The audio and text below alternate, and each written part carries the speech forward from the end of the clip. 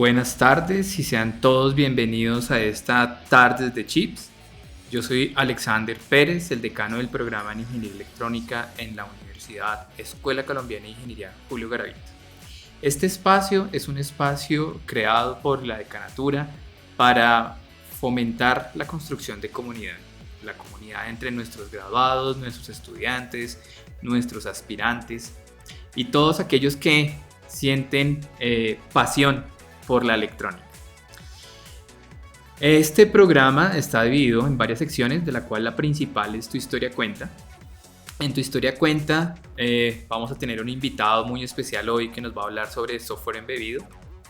La otra sección que vamos a tener en esta emisión es Aprendiendo en la Red. Aprendiendo en la Red nos sirve para identificar recursos disponibles a través de la red, en los cuales son ofrecidos por fabricantes o por universidades y que pueden ser realmente interesantes para un estudiante o un graduado en ingeniería electrónica para aumentar su conocimiento, sus habilidades, su experticia. Sin dar más preámbulos, entonces quiero comentarles o recordarles que este es el esquema en el cual el programa pues cimenta, digamos, el saber de un ingeniero electrónico. Obviamente estamos soportados por un conocimiento de la física electromagnética y óptica, por aquello de los electrones y los fotones que nos permiten transmitir información. Para eso hacemos uso de materiales conductores y semiconductores. Por lo tanto, un ingeniero electrónico tendrá que tener conocimiento en ese tipo de materiales, sus características eléctricas, tanto de conducción o como de no conducción, y en los materiales semiconductores esa capacidad que tiene o que nos brinda la posibilidad de precisamente tener toda la electrónica de semiconductores. Adicionalmente, aparte de las matemáticas y las físicas que cualquier ingeniero ve, un ingeniero electrónico debe tener un conocimiento en variable compleja, porque es la herramienta que nos va a permitir trasladarnos del mundo del tiempo al mundo de la frecuencia para hacer los análisis y entender qué es lo que está sucediendo con los circuitos, con la información, con los medios de transmisión, con todo. Sobre esos pilares sale o nace la electrónica análoga. Y la electrónica análoga, a partir del transistor, da pie a la electrónica digital.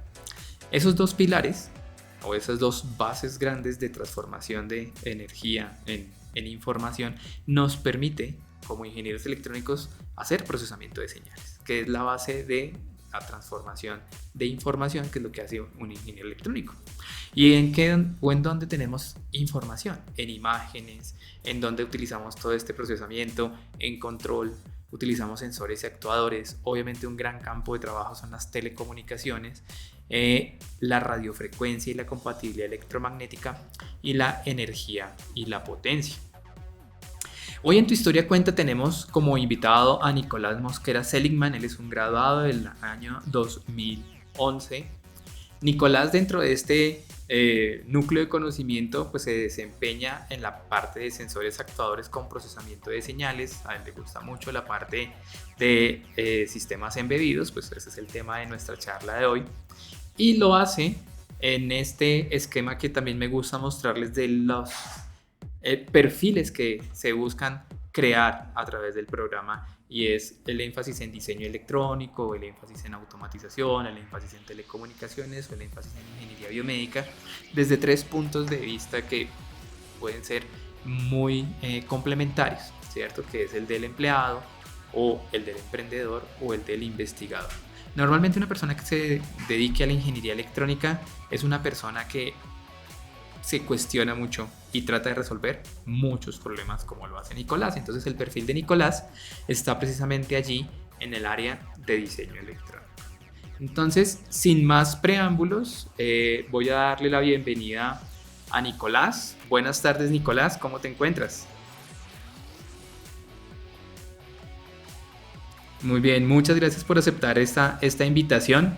Es muy importante para nosotros que nuestros graduados, los graduados del programa, tengan una respuesta tan abierta, digamos, a estas invitaciones que les hacemos desde la decanatura, para que vengan y compartan su experiencia y ese recorrido que han hecho desde que se graduaron del programa hasta que los lleve a la actual posición laboral en la que se encuentra. Tú en estos momentos estás en Colombia, pero trabajas para Reino Unido, estás ahí en un periodo de vacaciones, ahorita hablaremos un poco de eso, pero quisiera empezar la entrevista rememorando cosas. ¿Qué es lo que más recuerdas de tu paso como estudiante de pregrado en la Escuela Colombiana de Ingeniería?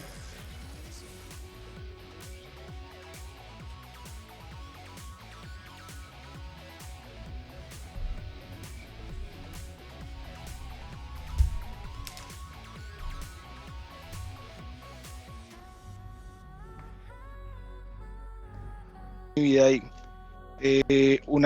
Pues, crecer emocionalmente a través de las herramientas que le da la universidad a uno, pues como las materias, eh,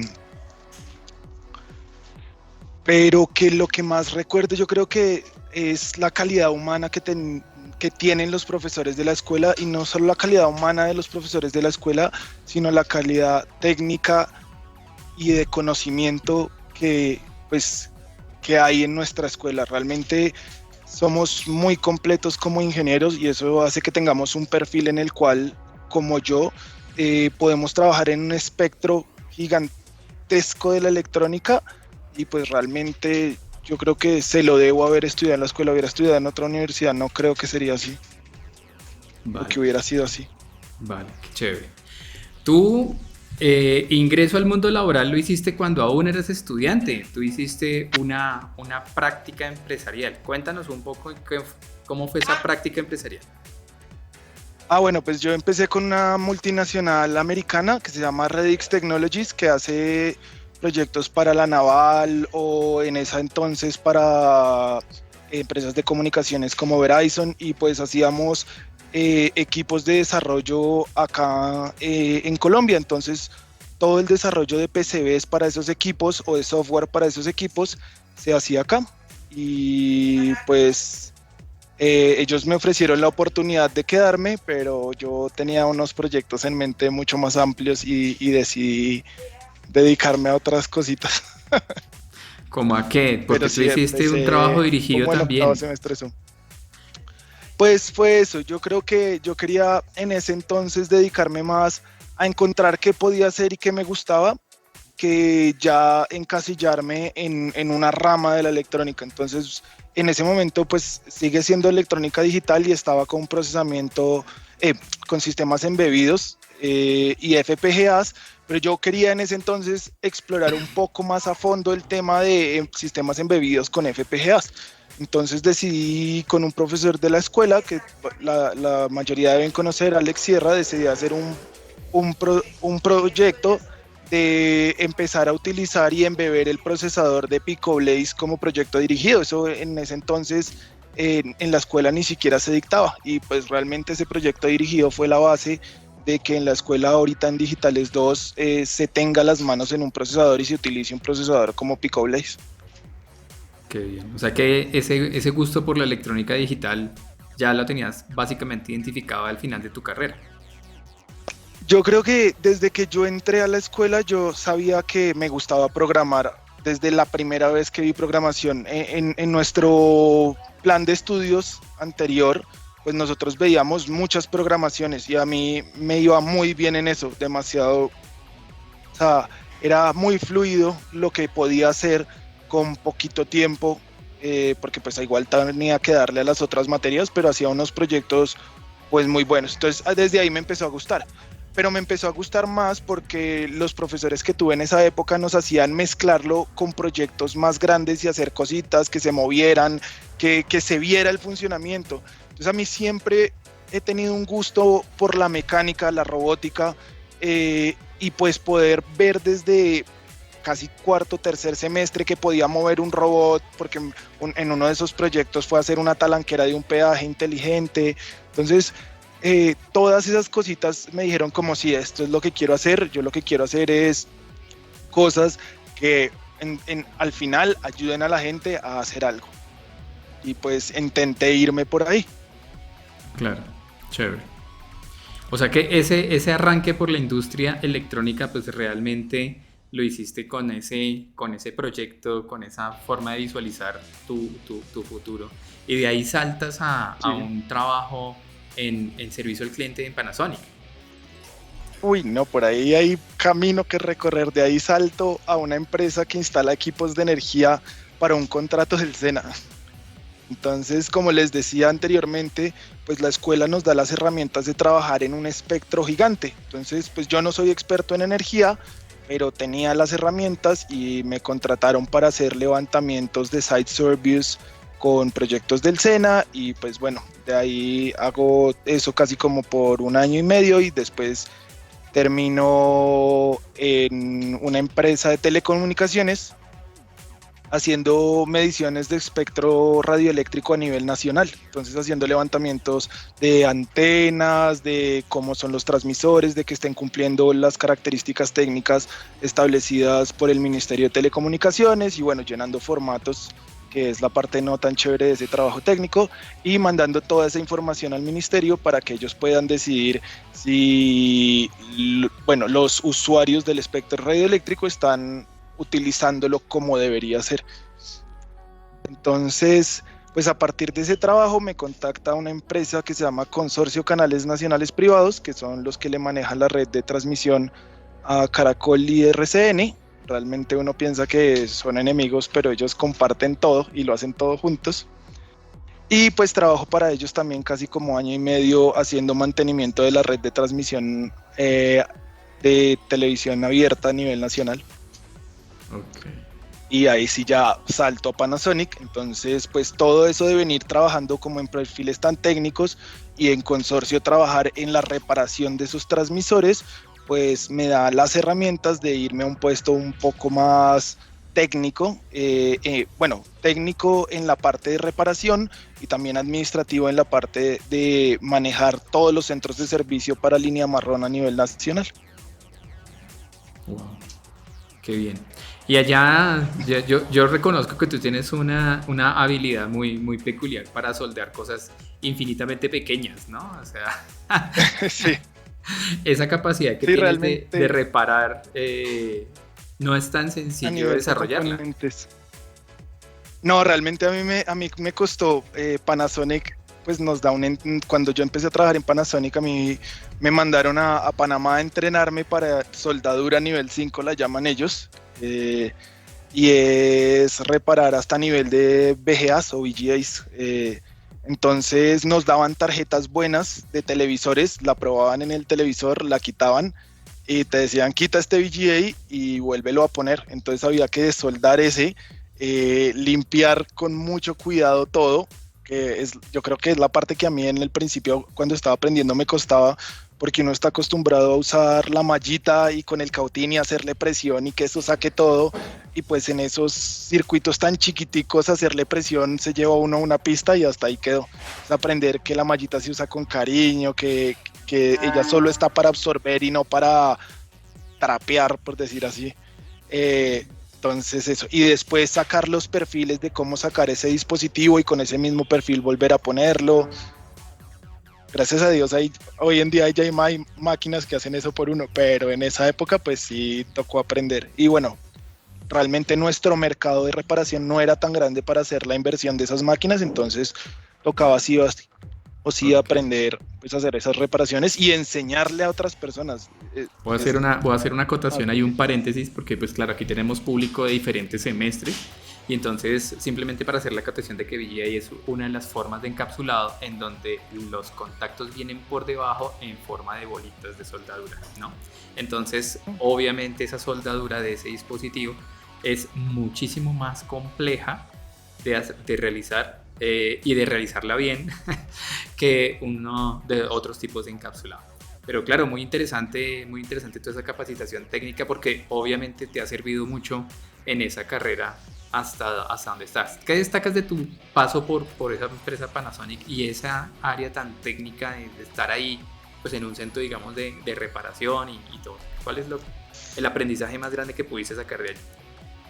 Yo creo que electrónica, empezar a entender, coger un esquemático de un equipo que está en una casa y entender cómo se hacen las cosas, cómo funcionan los sistemas de detección de errores porque se calentó el equipo y por ejemplo, un ventilador se paró y ya el equipo no refrigera. Cómo se genera esa alarma y cómo esa alarma se transmite al microprocesador y el microprocesador con su programación puede decir hago esto o hago lo otro. Entonces, si uno logra entender esa electrónica, detectar fallos se vuelve mucho más sencillo. Entonces ahí como para decir es que es un conjunto de cosas, pero la parte técnica súper importante entender qué hace cada componente y otro aprendizaje es en la parte administrativa es cuidar los tiempos, súper importante siempre si uno tiene tiempos de solución para algo, cuidar esos tiempos. Eso es un aprendizaje que yo creo que como estudiante, si me lo hubieran dicho en esa época, como no haga todo a última hora, sino póngase un cronograma y haga las cosas con un cronograma, no, todo sería diferente, porque hoy en día trabajo así, hay que entregar tal día y pues se lleva un proceso y se hace una planeación de esos subprocesos que van dentro de ese proceso para todo y el trabajo fluye mucho, entonces pues creo que esos son los dos aprendizajes más grandes. Los japoneses tienen muchas metodologías, como las 5 S, que los invito a revisarlas, por ejemplo, para ordenarse, o el tema de la limpieza. Por ejemplo, nosotros en la oficina teníamos súper prohibido tener cualquier cosa tanto encima como debajo del escritorio, por ese tema de las 5 S. Y esa organización se va volviendo una organización mental que lo ayuda a uno también en su vida personal a organizarla y entender por qué ellos son así. O sea, literal, son demasiado organizados. Vale. Bueno, tú en todo ese espacio empiezas también a hacer tu maestría. Tu maestría también la hiciste en la escuela y hiciste un trabajo interesante en tu tesis. Cuéntanos un poco cómo fue ese trabajo. Bueno, yo me decido por estudiar y pues lastimosamente la carga laboral en Panasonic era muy alta en ese momento, entonces pues no se presenta la oportunidad de estudiar y trabajar al mismo tiempo y decido desvincularme de Panasonic y estudiar. Y pues estudiando en la escuela sale también la posibilidad de dictar unos cursos en electrónica digital. Entonces yo dije, pues si voy a dictar cursos en electrónica digital, pues también hagamos la tesis de maestría por acá.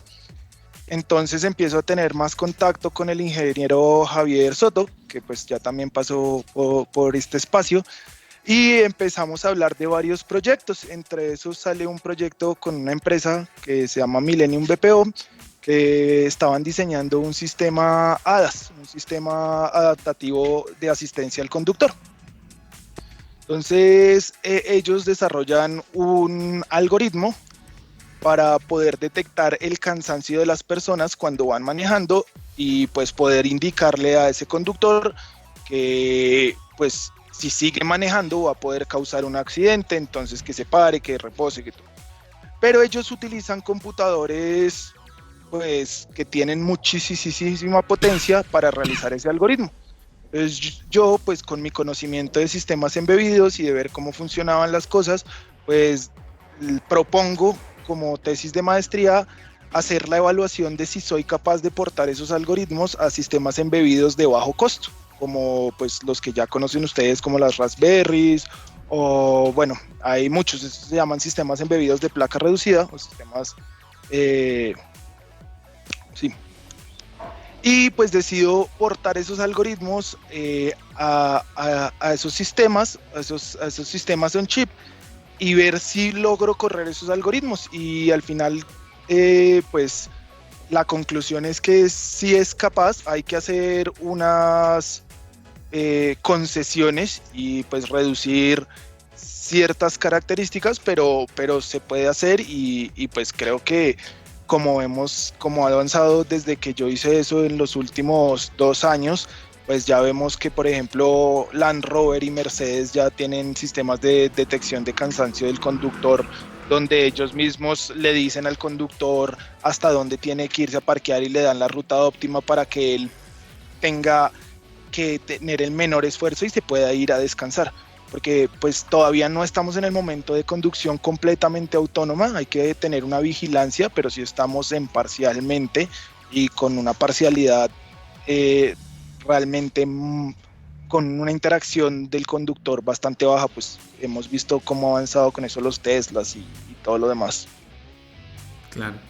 Claro, y de ahí estábamos precisamente hablando antes de que iniciáramos la transmisión, cómo se ha ido ganando un terreno gigantesco las arquitecturas ARM, ¿no? Que hasta ahora hasta los Mac, pues digamos que fueron los primeros que dieron ese paso de cambiar un procesador tipo de arquitectura, ¿no? Cambiaron la arquitectura x86 por una arquitectura ARM, con todas las implicaciones que eso tiene, y bueno, pues digamos que entender que esos avances se consiguen precisamente con esa experimentación, con mirar si podemos, ¿no? Con el pensar, ¿y qué pasa si?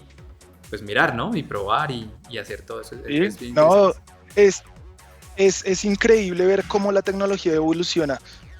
Pues como les comentaba, mi práctica fue en una empresa, en una multinacional americana, y yo desde ese entonces tenía acceso a cosas que hoy en día, pues, o bueno, más bien para mí en ese entonces eran increíbles, como un microprocesador ARM Cortex M4. Eso en Colombia nunca en la vida para mí lo había escuchado, lo habían visto nombrar. Eso era algo que yo ni siquiera entendía cómo se manejaba en ese entonces. Y uno de mis proyectos con ellos fue hacer un sistema de traqueo a través de 6LowPan, lo que hoy conocemos como IoT, como así empezó. Y estamos hablando si eso fue en el 2011, pues estamos hablando hace 11 años. Y hoy en día, pues si miramos, todo tiene esos sistemas de 6LowPan, porque todos están basados en el en el Texas Instruments S1110, en la mayoría de los casos, y hay muchos componentes pues que están en todos esos equipos que estamos utilizando hoy en día, que yo hace 10 años decía, esto es nuevecísimo, y hoy en día seguimos trabajando con eso y seguimos generando conocimiento alrededor de esas nuevas tecnologías que ya no son tan nuevas. Claro que sí, claro que sí. Y bueno, ahí entonces arrancas otra aventura, ¿no? Entonces cambias de trabajo y un día nos dices, me voy para Reino Unido. Eso fue a principios del 2020, ¿no? Antes de que empezara la pandemia. Sí, realmente yo empiezo un proceso de selección con una empresa británica en septiembre y me avisan el 19 de diciembre y el 20 de diciembre me toca dar la lastimosa noticia de que tengo que estar allá en enero. Entonces empiezo en enero del 2020 un proceso nuevo para una compañía que se llama Alten UK. Y Alten es una empresa de consultoría que lo que hace es eso, busca talentos e intenta que esos talentos puedan brindar ese conocimiento que ya tienen a empresas mucho más grandes que en ese momento no tienen esa capacidad de recurso humano. Entonces, mi proyecto con ellos es subcontratar para General Electric Aviation haciendo haciendo software para test de equipos que van en aviones de guerra, en los JSF. Vale. Y entonces estás allí en Alten y de lo que hemos podido conversar, ese mundo empresarial inglés es muy competido. Y entonces también hay como muchas ofertas laborales que pueden irse saltando, ¿no?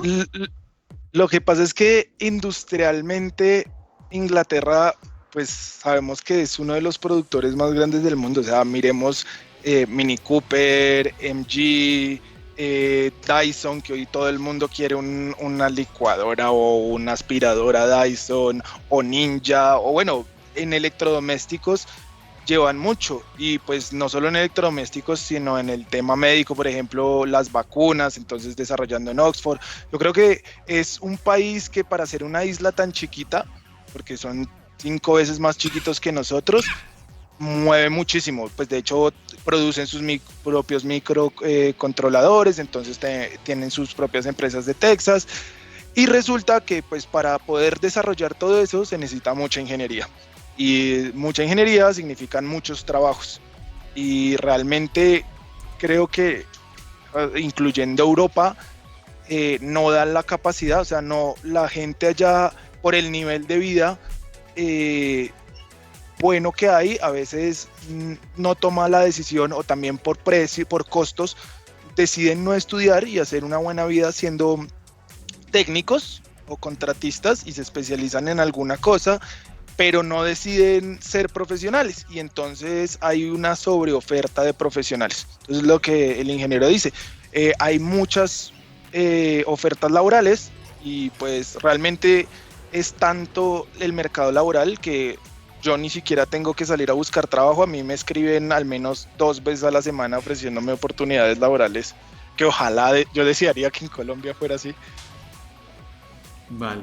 Vamos a aprovechar la interacción que nos permite la plataforma de Twitch y tenemos una pregunta de Juanicos251. Y la pregunta es la siguiente. Okay. A día de hoy, con los microcontroladores ARM Cortex de STM, ¿sigue valiendo la pena aprender a programar PIC, ABR, etcétera? Sí. ¿Por qué? Porque es que ARM es un hermanito mayor de PIC, ¿sí?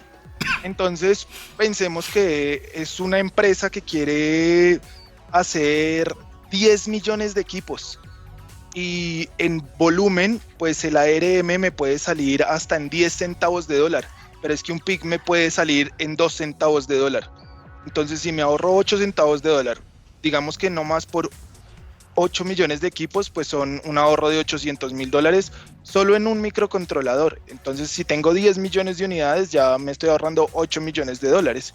Y pues lo que yo siempre les digo a mis estudiantes cuando les dictaba estas clases, pues si a ustedes les sobran 8 millones de dólares, a mí me gustaría tener una casa en aposentos. Entonces, pues ahí está. Muchas gracias, Nicolás, por la respuesta, y a Juanicos251 por la pregunta. Sí. Claro, digamos que esa óptica del desarrollo de productos y de consumo, pues claro, hay que cambiar esa perspectiva de pensar en hacer un prototipo, ¿cierto? A hacer una producción grande. ¿Qué tipos de proyectos, en qué tipos de proyectos estás ahora metido? ¿Qué es lo que estás haciendo ahora en la empresa? ¿Qué tipo de productos desarrollan allí? Bueno, pues entonces ahí voy a hacer como una pausa, y es que debido a la pandemia yo cambio mi empleador. Entonces ahora trabajo es para un estudio de diseño, o sea, industria cambia totalmente. Antes trabajaba para una compañía gigante de miles y millones de empleados, donde hay mucha burocracia para hacer todos los procesos, donde todo toma un tiempo y hay que hacerlo bajo unas normas y unos lineamientos específicos, y hay que pedir documentación para poder realizar un cambio, hay que documentarlo y generar 1000 documentos. Como esto es un estudio de diseño que se dedica a diseñar, y diseñar en el amplio gigantesco, porque diseñan todo desde imagen, producto, estudios de factibilidad, de seguridad, hasta electrónica, pues cambia mucho. Y al ser una consultoría cambia mucho más, porque el cliente necesita es que el producto salga rápido. Entonces tenemos un equipo multidisciplinario gigante, que unos se encargan de la documentación, otros nos encargamos de hacer el producto, otros nos encargamos de diseñarlo, ver cómo va a ir en las cajas. Entonces, ahorita lo que hago es diseño productos, ¿sí? Y diseño sistema embebido para esos productos. Entonces, pues obviamente por temas de confidencialidad no es que se pueda hablar mucho, pero pues tenemos marcas, sobre todo del sector médico, porque es el sector que más hace inversión en producto, donde tienen inhaladores y quieren volver inteligentes esos inhaladores. Entonces nosotros diseñamos todo. Si quieren hacer el inhalador completo, pues diseñamos el inhalador completo con el módulo electrónico, con si lo quieren con batería, pues cuánto va a ser la duración de esa batería, todo.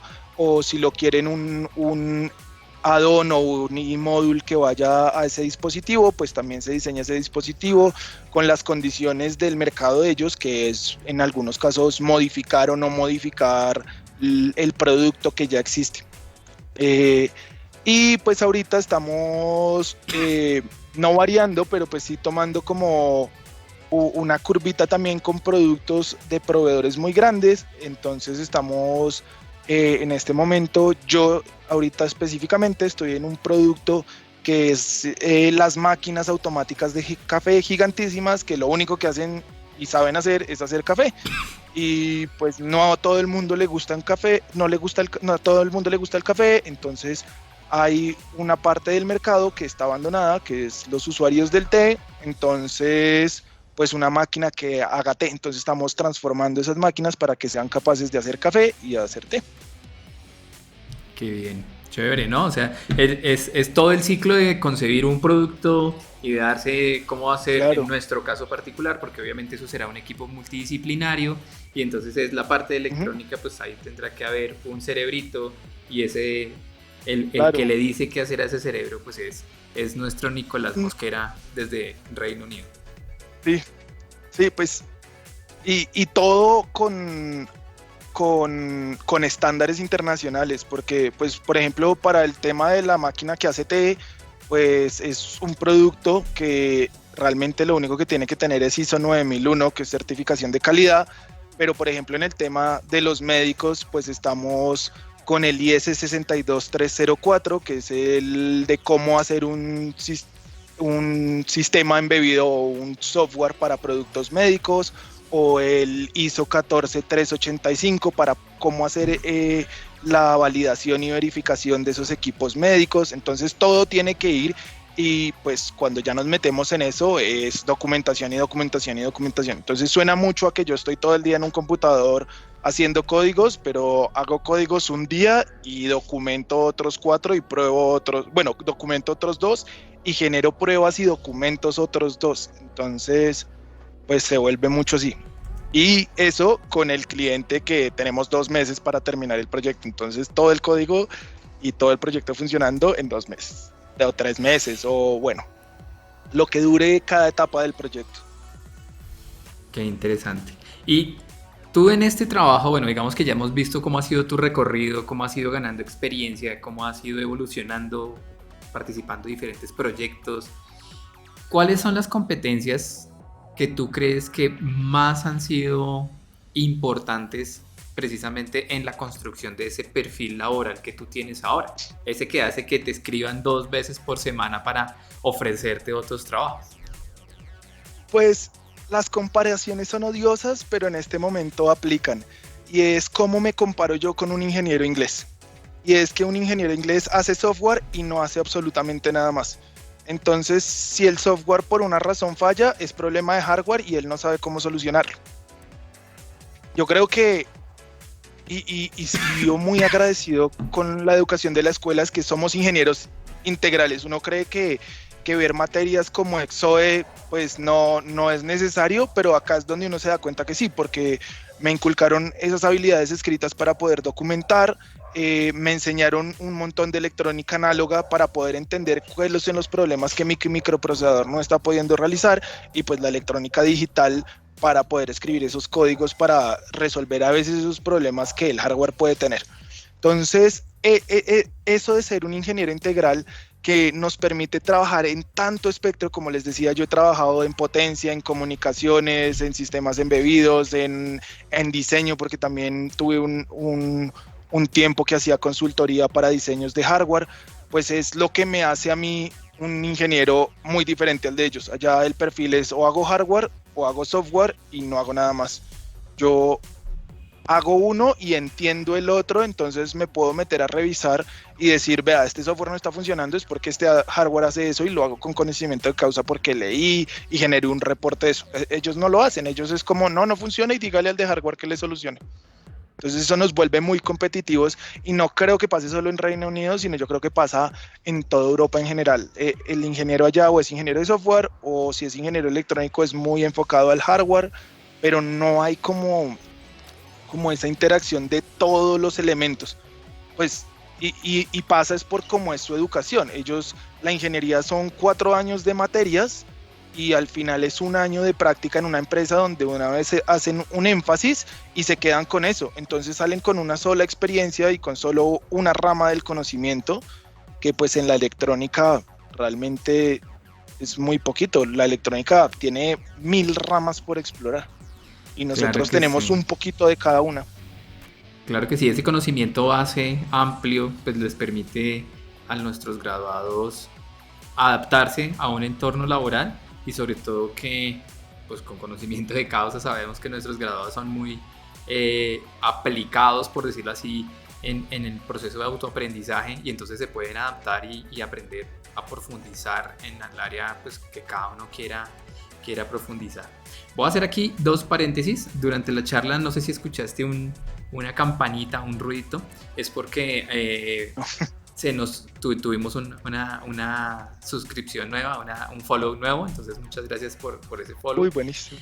Y el segundo es que a estas charlas pues también invitamos a las personas que están haciendo el proceso de admisión a la escuela, o sea, están interesados, están en el colegio, están saltando a la universidad, están mirando cuáles son sus opciones y entonces los invitamos acá. Precisamente en este momento en el chat hay un link para las personas que quieran tener un recorrido por el campus para que vayan y conozcan ese campus que tiene la escuela que es tan bonito. Vayan y lo conozcan y eso también puede ser un factor diferencial, ¿no? Y más a todo lo que hemos venido aquí conversando con Nicolás. Entonces ahí cierro los dos paréntesis. Este proceso, digamos, de conocer a nuestros graduados y en qué se desempeñan, pues digamos ha sido muy enriquecedor desde mi punto de vista como decano, porque ve uno esas posibilidades de mejora que puede tener el programa, pero también ve mucho en las caras de nuestros graduados, uno ve esas fortalezas que tiene el programa y es esa relación que tiene la teoría con la práctica a través de los laboratorios. Siempre nuestros graduados salen a relucir o sacan a relucir que esas competencias o muchas de las competencias laborales de resolución de problemas y de agilidad de pensamiento que tienen están dados precisamente por ese trabajo en laboratorios. ¿Tú qué crees al respecto de eso, Nicolás? No, totalmente de acuerdo. Yo creo que la teoría es muy importante y conocer la teoría pues muchísimo mejor, pero ese pedacito de cómo saber aplicarla y dónde medir si tengo un problema. Entonces, no sé, me acuerdo de electrónica 1, que uno hace el amplificadorcito y va haciendo las etapas. Pues si uno ve un esquemático y ve muchos amplificadores y no tiene ni idea qué hace cada etapa, porque pues lo vio y en teoría se puede acordar, pero no sabe cómo hacerlo, porque a veces una etapa realimenta la otra y si uno no mide en el punto adecuado, pues nunca va a haber esa realimentación y uno va a entender cómo está haciéndose ese campo específico. Pues eso es súper importante. O sea, lo que les decía, un diferencial que tenemos es que no solamente sabemos las cosas, sino sabemos hacerlas. Y no solo eso, sino que nos enseñan desde que entramos a Cálculo 1 a esto es lo que hay que hacer y vaya y lo hace y vuelve después. Somos muy independientes y yo creo que eso a mí como persona me ha dado un diferencial adicional, porque como les comentaba el ingeniero, yo en este momento pues trabajo en Reino Unido y mi hogar ahora es Reino Unido y mi residencia es allá, pero por lo menos este año me dejaron venir a trabajar 12 semanas desde acá, donde pues por temas de diferencia de horario solo hablo una vez a la semana con mi jefe, pero él sabe que yo soy completamente independiente en mi trabajo y que pues el estar acá no va a afectar el desempeño de mi trabajo. Entonces creo que esas cositas, sumándole a la práctica, sumándole a las responsabilidades, es que es todo un conjunto. Creo que uno cuando es estudiante de la escuela no ve eso, sino uno piensa que tiene mucho y al final no es que tenga mucho, sino que de a poquitos le están enseñando unas habilidades que en un mercado laboral lo van a hacer súper apetecido, porque poder trabajar bajo presión, poder ser independiente, poder ser técnico, poder ser práctico, poder ser administrativo, todo en una sola persona es muy difícil de conseguir y nosotros lo tenemos. Claro, ahí también es chévere resaltar que conocer de esos campos lo que te permite tener es una conversación asertiva con el interlocutor, ¿no? O sea, que puedes hablar con propiedad de muchas cosas, así como lo decías ahorita, no te toca hacer la parte del hardware, pero tu interacción con la persona que hace el hardware es mucho más directa porque tienes el conocimiento y tienes la perspectiva de esa área en el desarrollo que tú haces del software. Totalmente de acuerdo. Y no solo, o sea, lo que dice el ingeniero, te da la posibilidad de entrar. Muchos ingenieros de software que yo he conocido se sientan y solo escuchan y es lo que les digan. Yo opino y el ingeniero de hardware a veces me dice, uy, tiene toda la razón, yo no lo había visto de esa manera. Porque pues le digo como piense en el consumo que le va a generar esa resistencia si la pone en pull down, o mire el consumo si la pone en pull up, o mire si pone un MOSFET o un BJT, no sé, mil cosas que pues nos da esas aplicaciones prácticas de haber sentado y medido con el multímetro y ver que la resistencia le caían tanto de voltaje cuando estaba en no sé qué, y que, bueno, todo lo que hacemos a través de los 6 semestres de materias técnico-prácticas. Bueno, ya nos vamos acercando casi al final de nuestra charla, que realmente vuelvo a agradecerte. Ha sido muy, muy bueno volver a poder conversar contigo y sobre todo a través de esta charla transmitirle todas esas expectativas a las personas que en este momento están estudiando en la escuela y a las personas que quieren estudiar. Pero también he notado que participan en nuestras charlas también varios graduados, entonces es interesante ver cómo las otras personas, los otros graduados también miren, oye, mira cómo está tal persona o dónde está, o a través de estas charlas saben que, por ejemplo, hay oportunidades laborales en Inglaterra, que el perfil profesional de nuestros graduados es apetecible allí. Entonces, todas esas interacciones son las que nosotros buscamos con este programa y generar esa comunidad que decía al principio. Quiero hacerte una pregunta, Nicolás. En retrospectiva, ¿qué les recomendarías a los actuales estudiantes del programa? O sea, viendo como ya estudiante graduado con 11 años de experiencia laboral, tú pones el espejo retrovisor y dices, le voy a recomendar a alguien que está en este momento como estudiante de la escuela, hágalo así. Uy, pues yo siempre he tenido como, digámoslo, como una espinita, y es, alguna vez mi mamá me dijo un problema que ella tenía y yo nunca lo tomé en serio. Y yo, sí, sí, sí. Y ella me decía, pero usted está estudiando, eso podría solucionarlo. Y yo le decía, sí, sí, sí. Y creo que eso es algo súper importante, buscar una problemática y casarse con esa problemática desde que uno está en primero, segundo, tercero, y cada vez que uno vea una clase nueva, intentar ver cómo soluciona un poquitico de esa problemática e irlo volviendo un proyecto que como un bebé va creciendo, va creciendo, va creciendo, y uno no sabe, al final de la universidad sale con una empresa. Y muchas de las cosas que, pues en este caso, ese ejemplo que me decía mi mamá, pues hoy en día es un proyecto que está saliendo en Kickstarter y que ha hecho millones y millones de dólares, y mi mamá me lo dijo hace 8 años y yo no le hice caso, o bueno, hace 12 años, perdón, y no le hice caso. Y preferí no hacerle caso porque decía, no, eso no lo necesita nadie. Pues resulta que vivimos en un mundo de como 100.000 millones de personas, donde al menos 1 millón lo va a necesitar, y ese millón que le compren a uno pues puede ser un diferencial de uno volverse su propio jefe o volverse un emprendedor o hacer algo diferente. Simplemente a veces uno necesita salirse del molde y generar un diferencial. Claro que sí. Eso que dices es muy interesante porque muchas veces no somos capaces de identificar problemas que están a nuestro alrededor, ¿cierto? Entonces esa es otra como habilidad que hay que ir desarrollando. Yo le digo a los estudiantes, mira, hay que ponerse como las gafas de la investigación, y investigar es simplemente plantearse una pregunta y preguntarse qué pasa si, ¿no? O sea, y qué pasa si yo hago esto, ¿Sí? y empezar a generar lo que necesitamos como país, que es innovación. Y lo chévere que tiene la ingeniería electrónica es que para innovar y para hacer un prototipo y para hacer un producto no es costoso. Entonces, eso es una posibilidad que tenemos desde la ingeniería electrónica, No, se los digo. y que además es tan transversal que la problemática que quieras resolver puede ser de cualquier área, porque lo que nosotros hacemos factible es la tecnología en la cual podemos desarrollar esas soluciones, ¿no?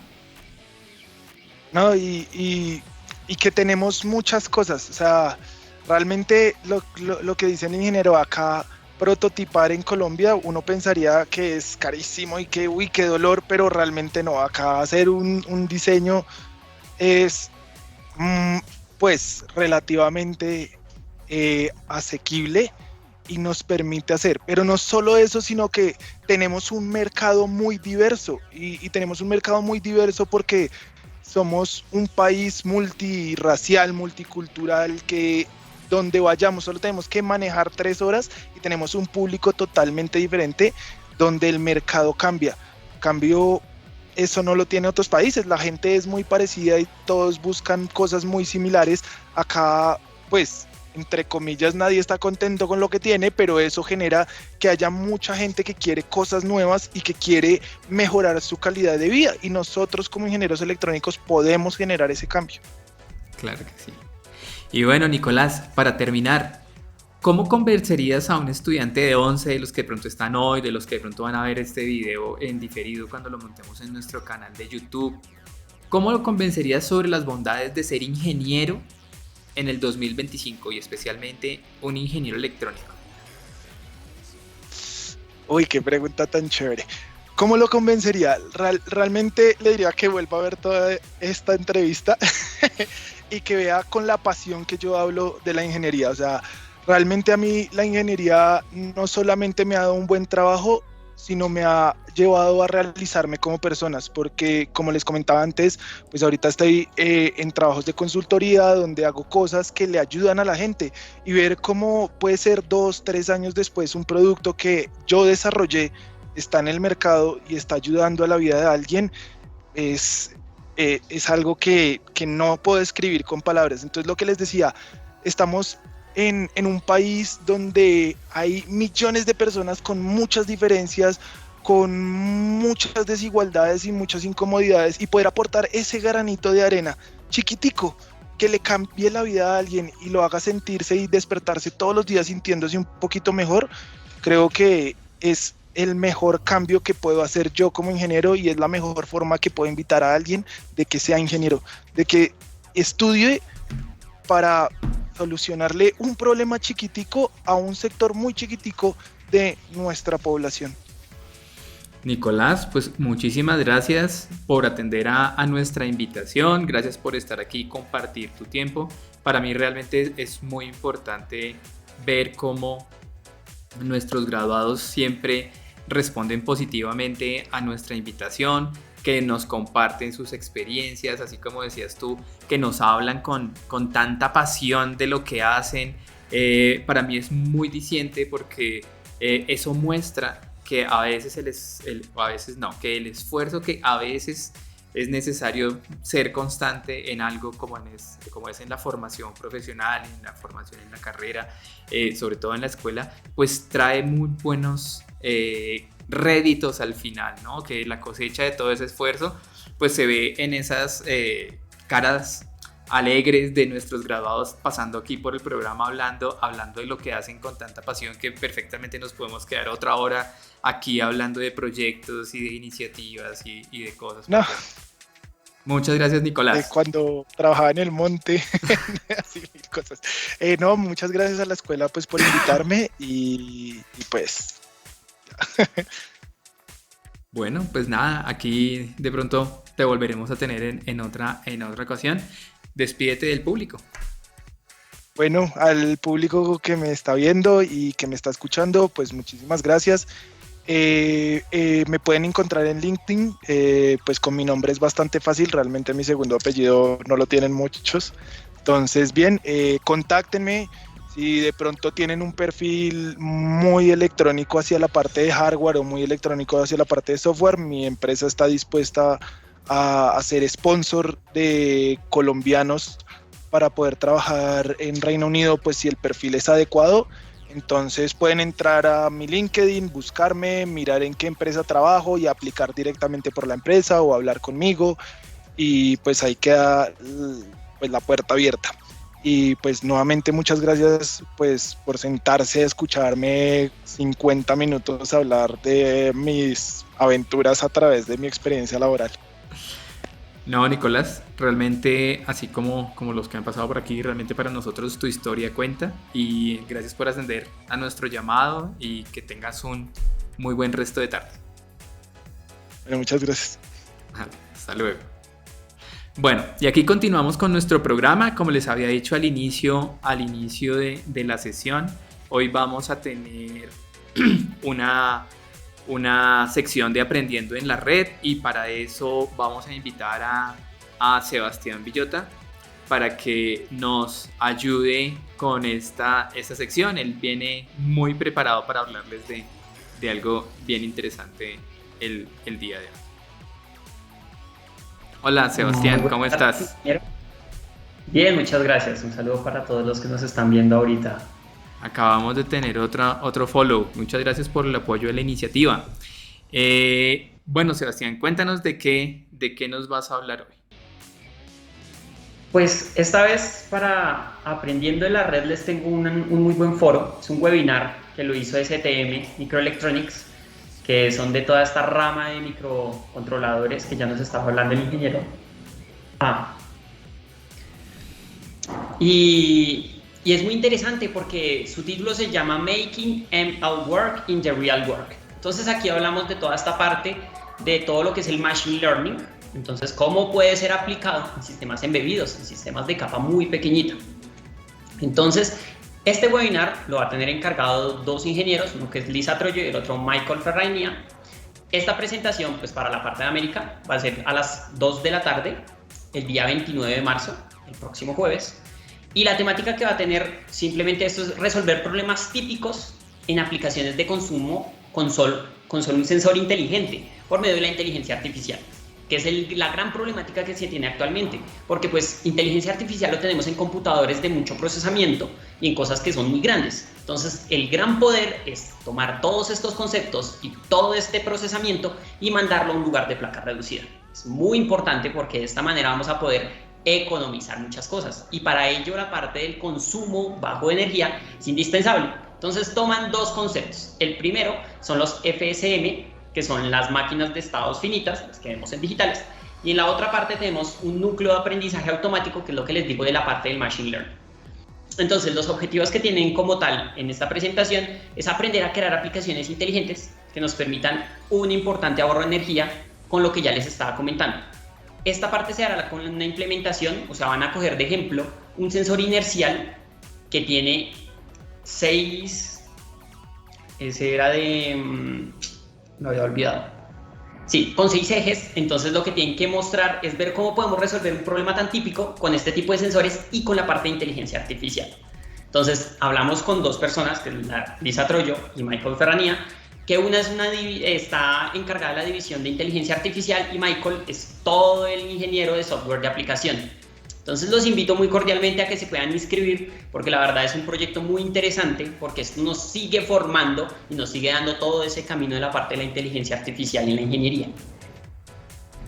Muchas gracias Sebastián. Sí, precisamente está muy en auge, muy en boga todo el tema de desarrollo basado en Machine Learning o en técnicas de inteligencia artificial, y estos dispositivos incorporan sensores y la capacidad de procesamiento. Entonces estos sensores, acelerómetros que nos permiten medir el movimiento, pues nos permiten generar un sinnúmero de aplicaciones, ¿no? Desde una aplicación que mida, por ejemplo, un podómetro que mide cuánto está caminando una persona, cuánto se desplaza, ¿cierto? Por el movimiento de la cadera, por el movimiento en el cual se acelera hacia adelante, y se puede calcular la cantidad de movimiento que tiene una persona. Pero por ejemplo, para hacer tracking de equipos, por ejemplo para hacer tracking de vehículos, o sea, hay un montón de aplicaciones, sobre todo en temas de logística, que pueden ser útiles este tipo de aplicaciones.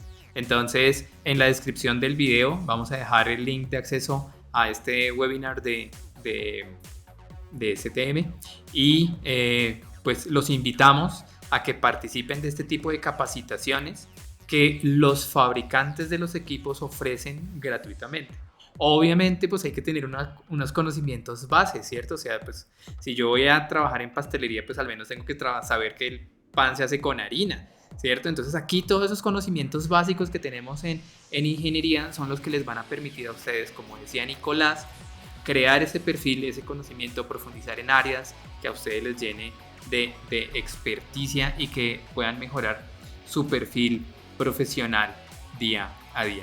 Bueno, Sebastián, muchas gracias por tu ayuda con esta sección, y entonces en la descripción del video vamos a dejar el link de acceso a este curso que nos has comentado el día de hoy. Sí, con mucho gusto. Espero que todos se inscriban y pues puedan aprender, porque es un tema muy interesante, porque tiene mucho campo de aplicación en la actualidad. Vale, Sebastián. Bueno, muchas gracias por tu apoyo. Bueno, y entonces llegamos al final de esta emisión de Tardes de Chips. Les recuerdo que este programa está emitido desde la decanatura del programa de Ingeniería Electrónica en la Universidad Escuela Colombiana de Ingeniería Julio Garavito, y que es un espacio en el cual mostramos los campos de acción del ingeniero electrónico en primera persona a través de los más de 2.500 graduados que tiene el programa en sus más de 26 años de funcionamiento, que es un programa acreditado desde que el ministerio creó estas acreditaciones, que pertenecemos a una universidad acreditada y que eso marca la pauta de la calidad que tiene la formación y de la cual hablan nuestros graduados, y por eso queremos que ustedes los conozcan a través de este programa. Los invito entonces a que pasen por nuestras redes sociales, las redes sociales del programa de Ingeniería Electrónica de la escuela, que nos sigan a través de LinkedIn, de Instagram, de Facebook, de Twitter, que nos vean a través de nuestro canal de YouTube, en donde pueden encontrar las emisiones anteriores de este programa, las otras entrevistas que hemos tenido. Y los invito para que dentro de 15 días nos volvamos a encontrar aquí en Twitch o en Facebook, por donde nos estén viendo, y puedan ser partícipes de otra nueva Tardes de Chips. Los vemos en 15 días. Que estén muy bien.